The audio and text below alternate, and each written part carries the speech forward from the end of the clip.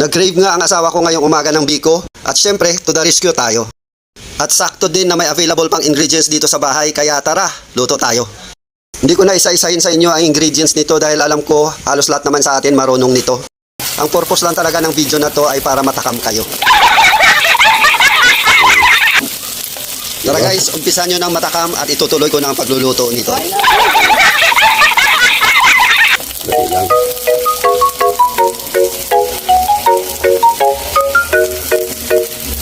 Ba't itim? Kasi black rice yung ating ginamit. Sure. Sarap ba? Yes. At sa puntong ito, parang nagdududa pa nga yung anak ko kung masarap nga ba talaga itong niluluto ko.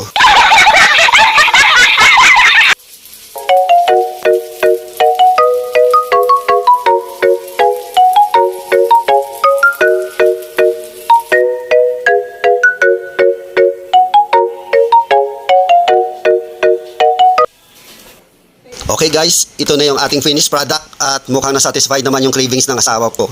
Kaya ayos na ako. At maraming salamat sa panonood.